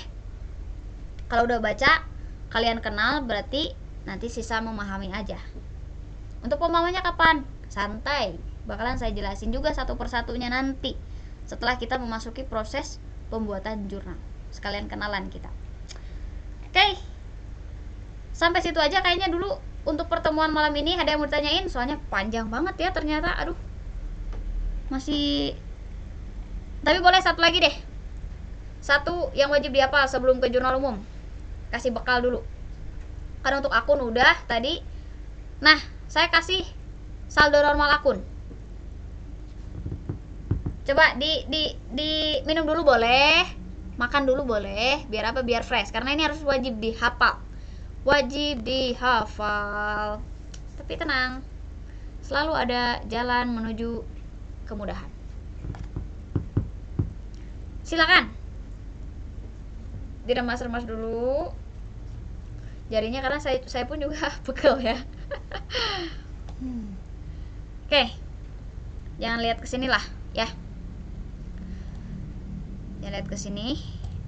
Saya bakalan berhentikan untuk presentasinya biar kalian bisa memperhatikan apa yang saya paparkan sekarang. Oke. Siap untuk menghafal saldo normal akun?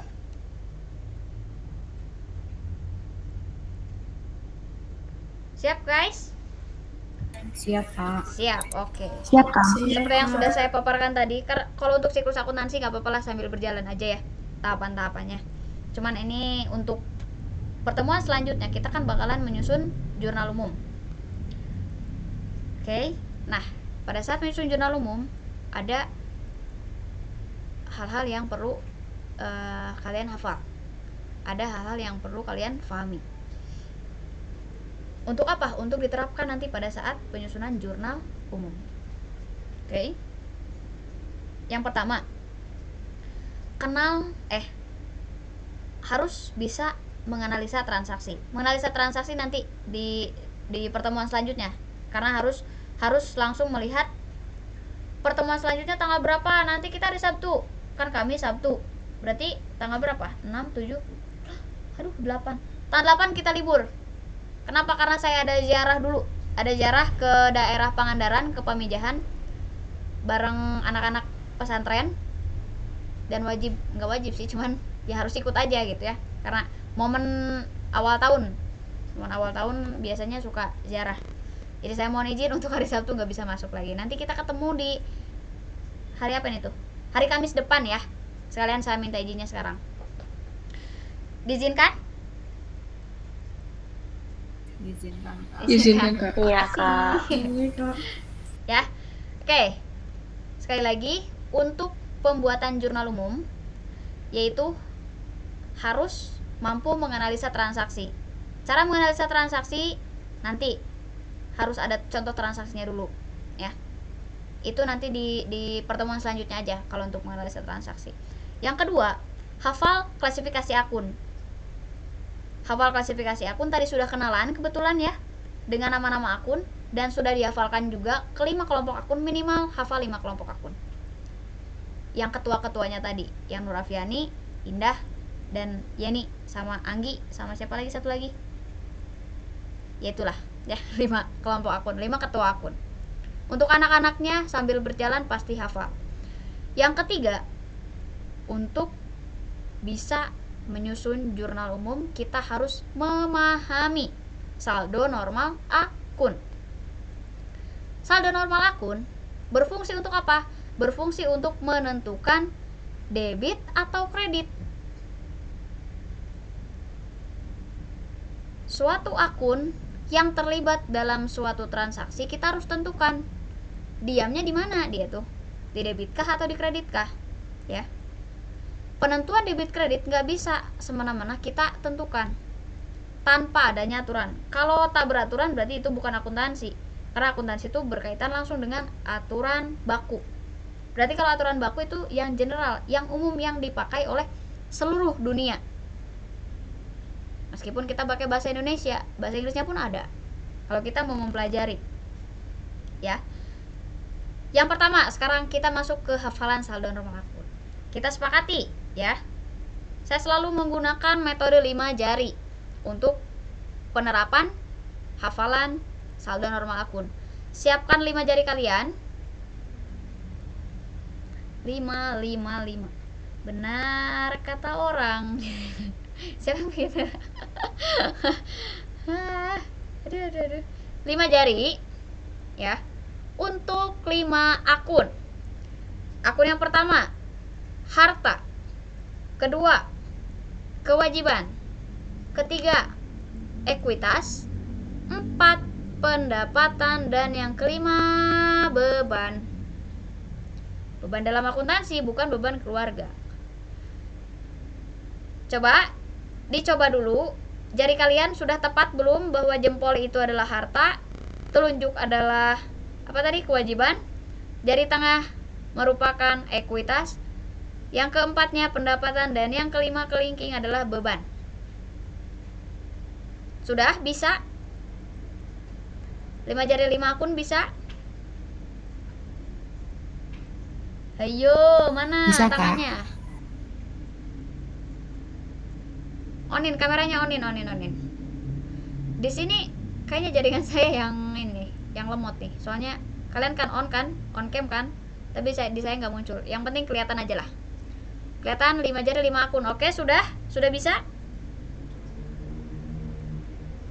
Sudah. Sudah. Oke, sip. Kalau sudah bisa, sekarang kita sepakati bahwa ketika jari kita berdiri berarti itu adalah debit.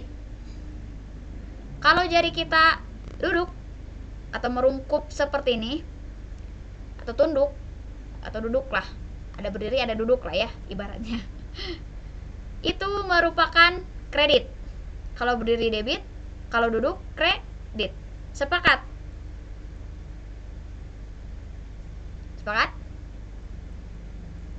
Sepakat bos? Oke. Sip, mantap. Sekarang dalam penentuan debit kredit ada yang bertambah, ada yang berkurang. Jadi sudah 3 ya yang menjadi catatan. 5 jari 5 akun, berdiri itu debit, duduk itu kredit, dan bertambah berkurang. Oke, sifatnya bertambah dan berkurang. Sekarang ketika kelima akun bertambah, maka posisi tangan kita adalah seperti ini. Popo. Aduh, nyambung terus ke TikTok ya. Joget popo kan kayak gini. Gak deng. Gimana sih? Ketika kelima akun kita bertambah, posisinya seperti ini. Ya. Artinya apa?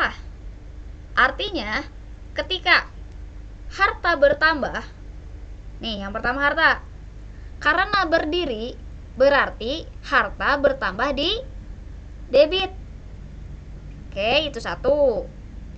Yang kedua, karena telunjuk kita duduk dan karena telunjuk kita itu sudah kita sepakati bahwa telunjuk untuk akun kewajiban, maka artinya ya adalah kewajiban bertambah di sebelah kredit.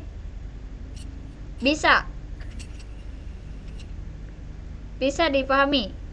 Bisa Kak, bisa. Bisa. Oke, kalau bisa dipahami, saya sudah contohkan 2 jari yang berdiri sama yang duduk. Arti dari jari tengah, jari manis sama jari kelingking itu apa artinya berarti? Jika posisi tangan kita seperti ini.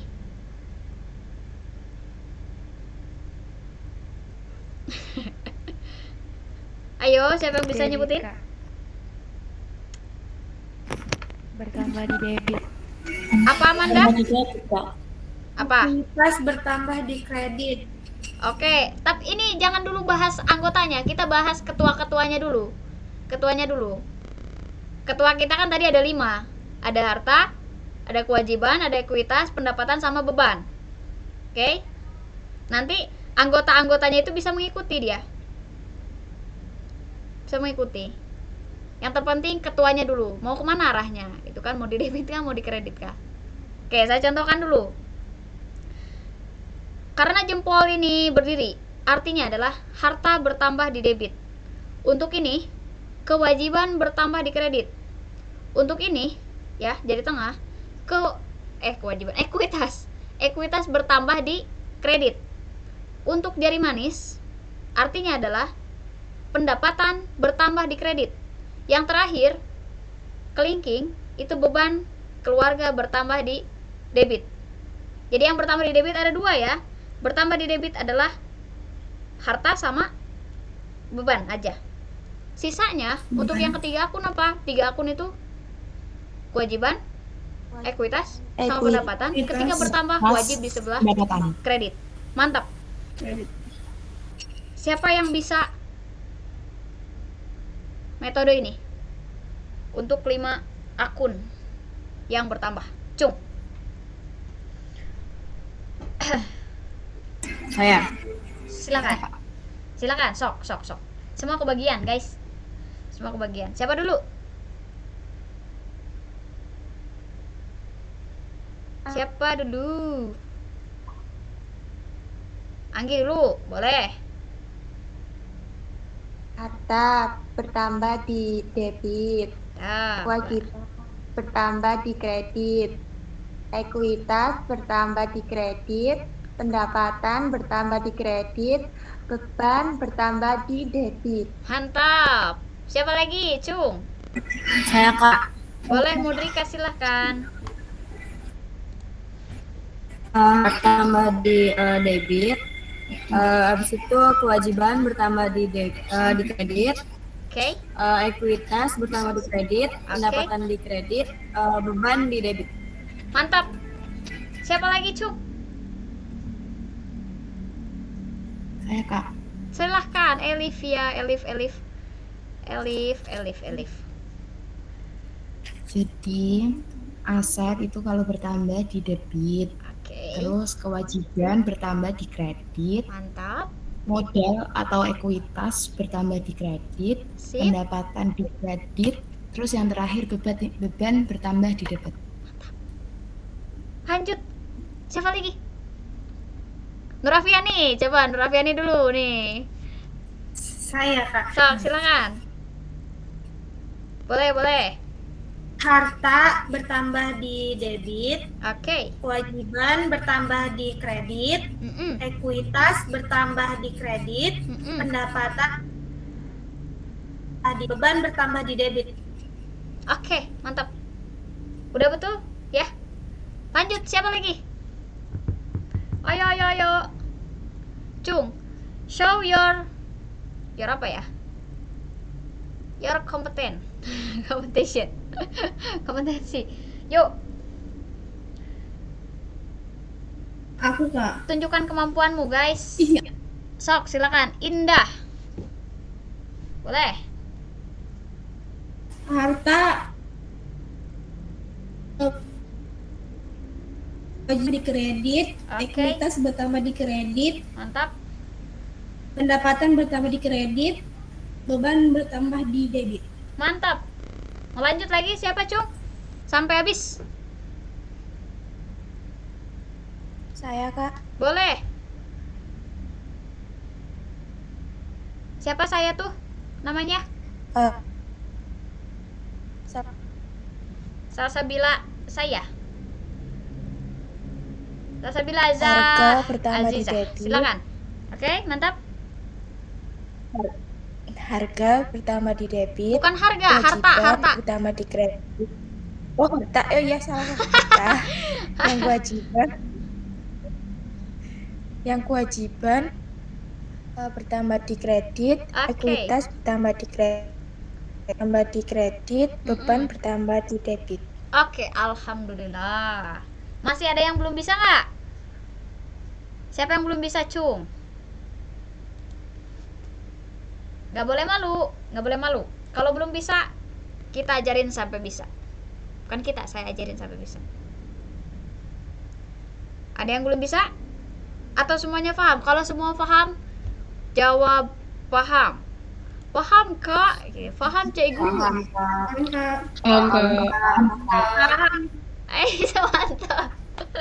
Saya senang kalau semangat kayak gini tuh. Meskipun malam-malam, tapi nggak ada ngantuk saya. Udah 9:30 ya, nggak ada ngantuk. Tapi nanti kalau udah selesai pasti ngantuk. Oke.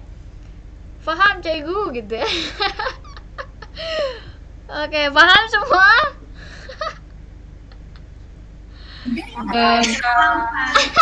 Paham, Ibu. Mantap. Sip lah. Sekarang karena yang bertambahnya udah paham, berarti sisa yang berkurangnya. Yang berkurangnya kan tinggal dibalikin aja. Dibalikin, dipulangin gitu, bukan dipulangin, tapi di opposite gitu. Dibalikkan. Ketika berkurang, berarti posisi tangan kita seperti ini, guys. Seperti ini. Pasti langsung ketebak deh. Karena ya udah tahu banget untuk yang bertambahnya, berarti yang berkurangnya tinggal dibalikin aja. Contoh, ketika harta bertambah di debit tadi, berarti kalau berkurang di kredit. Gitu kan? kalau kewajiban bertambahnya di kredit, berarti kalau berkurang berarti di debit. Seperti itu. Bisa. Bisa. Coba. Saya nggak akan kasih tahu Saya nggak akan kasih tahu secara keseluruhannya. Silakan dicoba langsung. Belajar mengeluarkan kemampuan. Sok. Yeni, belum berbicara Yeni ya. Silakan Yen. Aduh. Di mute tuh, mute suaranya, mute. Yang 3. Bukan yang 3, semuanya 5 dong. Oh, yang ini. 5. Yang berkurang. Harta. Dari mulai harta sampai beban berkurang di sebelah mana? Harta berkurang di kredit. Ya. Betul. Terus hutang berkurang di debit. Oke. Hutang, ekuitas berkurang di debit. Oke, mantap. Pendapatan berkurang di debit. Mantap. Beban berkurang di kredit. Sip. Lanjut guys, siapa lagi? Cung. Ayo sampai otaknya sampai ngebul gitu loh. Boleh. Saya Kak. Boleh, silakan. Sampai bosan. Kalau udah bosan pasti bisa. Kalau harta itu berkurang di kredit, Oke. terus kewajiban Kewajiban modal berkurang. di debit. Oke, lanjut. Ekuitas atau modal berkurang di debit, terus pendapatan berkurang di debit, dan yang terakhir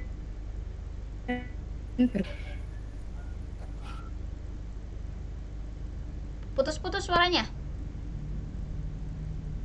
Ulang, sok.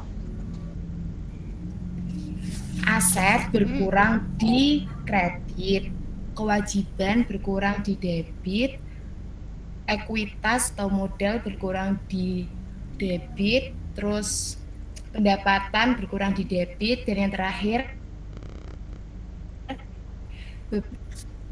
asik Kak. Oke, mantap. Ada yang mau coba lagi? Satu lagi aja. Saya Kak. Boleh. Sofa ya? Ya Kak, Oke, silakan. harta atau aset berkurang di kredit, Hmm. kewajiban atau utang berkurang di debit, modal atau ekuitas berkurang di debit, Oke. pendapatan berkurang di debit, Sip. beban berkurang di kredit. Oke, sip, mantap. 3 orang sebagai sampel untuk yang berkurang sudah 100% benar.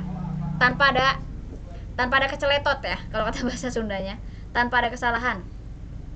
Berarti untuk yang lain saya tanya kembali. Apakah bisa difahami untuk yang berkurangnya? Atau ada yang masih belum dipahami? Bisa Kak. Paham? Berarti kalau paham Kak. semua untuk materi saldo normal, lulus semua. Lulus ya untuk konsep dasar akuntansi ya. Cing. Iya Kak. Mantap. Sip. Tepuk tangan. Tepuk tangan dalam hati aja lah. Alhamdulillah, untuk bekal kalian di pertemuan selanjutnya untuk materi jurnal umum, kalian sudah mengantongi 3 aspek. 1, analisa secara pengetahuan aja tadi. Yang kedua, nama-nama akun, minimal kenal, minimal tahu dulu. Yang ketiga, saldo normal akun, ya. Nah, dari saldo normal akun ini balik lagi ke sini, ke nama-nama akun. Kalian harus bisa terapkan maksudnya dari itu tuh apa sih gitu kan. Nah, sekarang saya pandu lagi nih untuk penggunaan saldo normal akun. Ketika kalian menemukan akun yang termasuk kelompok harta, kalau bertambah gimana? Contohnya di kas. Berarti karena harta itu ketika bertambah posisinya di debit, maka seluruh akun harta yang dari 111 sampai 118 ini ketika bertambah berarti posisinya di debit semua. ketika ketuanya bertambah di debit, berarti anak-anaknya pun ikut gitu, ngintil gitu semua, tuk ke debit. Kalau misalkan hartanya berkurang, seluruh anggotanya yang berkaitan tentunya dengan transaksi tersebut, dengan transaksi tertentu gitu, berarti ikut juga ke kredit seluruh anggota. Berarti aturan tersebut baku ya, nggak bisa diganggu-gugat. Misalkan saya mah jago akuntansi, saya pengen ngerubah aturan, nggak bisa, nggak boleh gitu. Oke, begitupun dengan akun lainnya, sesuai dengan aturannya masing-masing. Karena tadi sudah disebutkan, pokoknya setiap ketuanya ke debit, berarti anaknya pun ke debit. Setiap ketuanya ke kredit, baik itu bertambah atau berkurang, semuanya ikut ke ketua ya. Jadi dari pengetahuan saldo normal tersebut dapat kita simpulkan bahwa yang dikredit tidak selamanya bertambah, tidak selamanya berkurang. Yang didebit tidak selamanya bertambah, melainkan tergantung dari posisinya kelompok apa nih yang ada di debit atau yang ada di kreditnya ya. Kadang kan yang ada di bayangan kita gak mau dikredit berkurang gitu, gak mau laporan keuangannya rugi. Jadi kalau kita lagi ngerjain laporan keuangan, kadang kalau hasilnya rugi tuh kenapa ya rugi gitu, padahal kan laporan keuangan nggak semuanya laba gitu. Contohnya kayak gitu ya. Sekali lagi, yang dikredit belum tentu berkurang, tidak selamanya berkurang, dan yang didebit tidak selamanya bertambah. Oke, dapat pengetahuan baru ya. Ya Kak. Sip. Oke, Kak. Ada lagi nggak ya? Bentar, saya cek dulu PowerPoint untuk konsep dasar. Saya rasa udah cukup. Oh ini nih, penerapan ini contohnya. Konsep dasar itu kan harta sama dengan utang tambah modal. Ini satu lagi aja lah. Terakhir, ketika harta itu satu, berarti contoh kayak gini lah. Saya di Excel aja. Harta sama dengan utang ditambah modal. Saya langsung ke angka. Ketika harta 1, berarti ini debit, ini kredit ya. Ibaratnya kayak gitu. Harta itu debit, utang tambah modal itu kredit. Ketika di harta 1, maka di nominal harta tambah utang pun wajib 1. Misi Kak, belum slide share. Oh, belum share screen. Kak, belum di share screen. Oh, siap. Belum share screen ya. Terlalu bersemangat. Nih. Aduh. Harta sama dengan utang tambah modal. Hartanya debit, utang tambah modalnya posisinya kredit. Karena akuntansi itu mengenal debit kredit kan, dan rumus dasarnya adalah harta sama dengan utang tambah modal. Oke. Artinya ketika di harta ada 1, berarti di hutang tambah modal wajib 1 juga nominalnya. Jadi harus ada yang mengalah. Contoh, ketika hartanya 1, berarti angka 1 ini tuh antara di hutang nominalnya atau di modal. Berarti kalau di hutang contohnya seperti ini. 1 tambah sama dengan 1 ditambah 0. Seperti itu. Kan wajib, itu hukumnya wajib ya. Wajib seimbang, berarti kalau debitnya 1, kreditnya pun wajib 1. Seperti itu.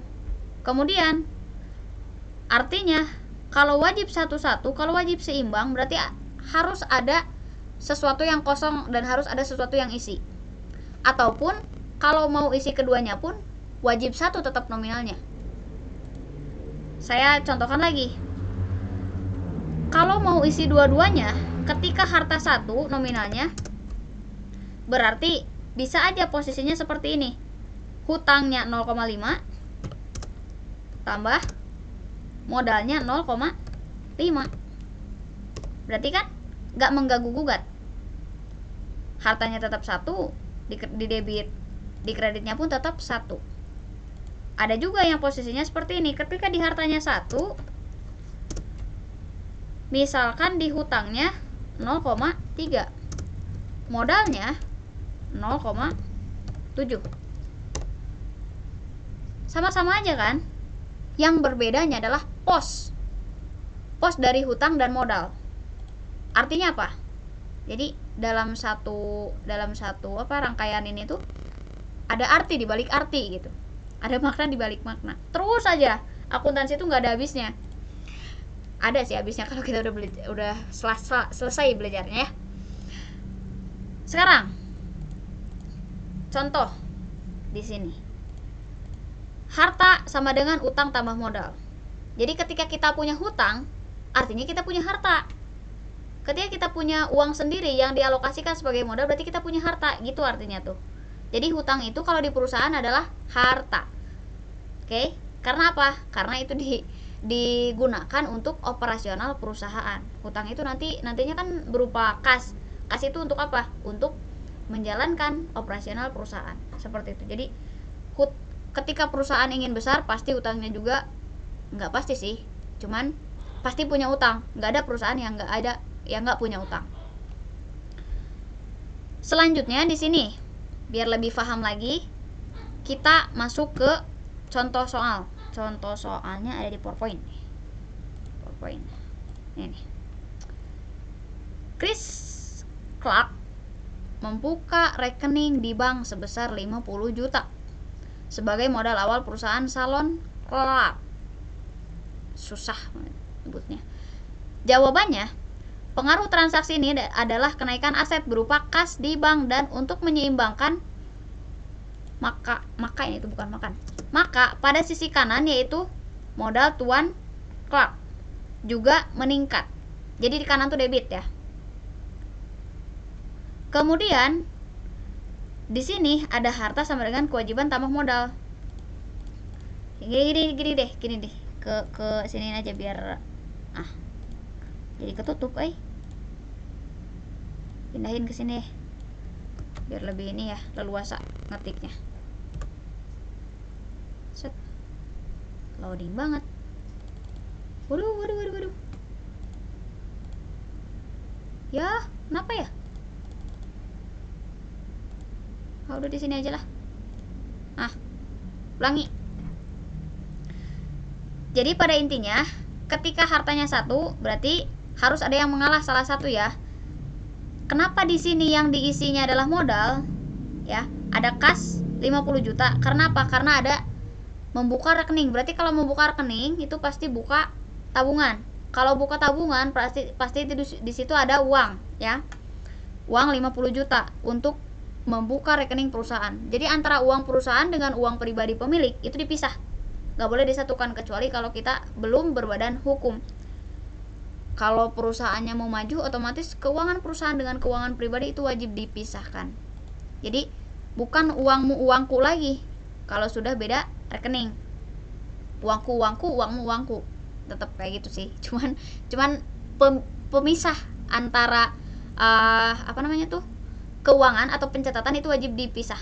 Wajib beda rekening lah antara rekening pribadi dengan rekening perusahaan. Seperti itu latar belakangnya. Nah, sekarang hubungannya dengan akun yang ada dalam akuntansi itu apa? Nah, di sini uang 50 juta ini diakui untuk apa dalam akuntansi itu? Kan kita bingung ya. Yang kita tahu hanyalah ada uang aja sama tabungan. Kalau kita yang awam akuntansi. Sebetulnya kalau dalam pencatatan akuntansi, balik lagi ke Excel-nya, ada nih, udah ada. Nah, karena tadi diketahui kan pembukaan rekening perusahaan 50 juta. Berarti kalau pembukaan rekening perusahaan berarti ada uang 50 juta. Oke. Selanjutnya, uang 50 juta ini dalam akuntansi tidak hanya satu akun saja. Dalam akuntansi, uang itu adalah kas, sama dengan kas, ya. Sama dengan, kalau bisa di ini, kas. Uang sama dengan kas. Kita masuk ke rumus ini. masuk ke rumus ini. Kas itu tadi adalah harta lancar, dan harta lancar adalah aset. Berarti untuk kas ini masuk ke kolom harta di rumus ini. Oke. Itu yang pertama untuk uangnya. Uang. Kas 50 juta masuk ke harta. 50 juta. Ada sama dengan di sini?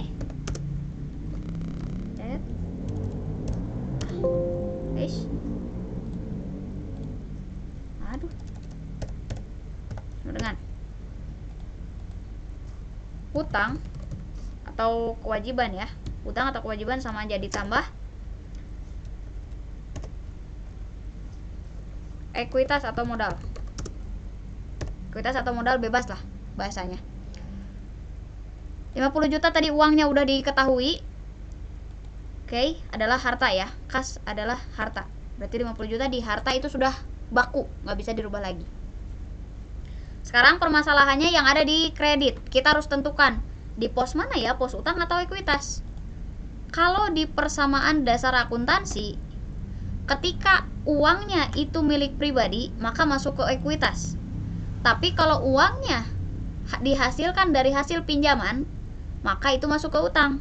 Nah, sekarang yang jadi pertanyaan, uang ini uang saku pribadi atau pinjaman dari bank? Kira-kira menurut kalian, tebak-tebakan aja dulu. Menurut kalian, uang saku pribadi kah? Uang pribadi. Pribadi. Oke. Uang saku dari. Oke, sip. Sepakat uang saku pribadi. Sepakat semua. Ada yang beropini itu uang pinjaman nggak? Nggak ada. Oke, kalau nggak ada, kita sepakati bahwa uang tersebut dihasilkan dari uang pribadi. Maka patokannya, kalau uang pribadi masuk ke modal. Jadi seluruh 50 juta itu masuk ke modal. 50 juta. Di sini ada sama dengan juga. Kemudian hutangnya berapa, Kak? Hutangnya 0 dong. Karena tadi saya sudah bilang bahwa ketika ada pos di ekuitas, berarti di hutang nggak boleh ada.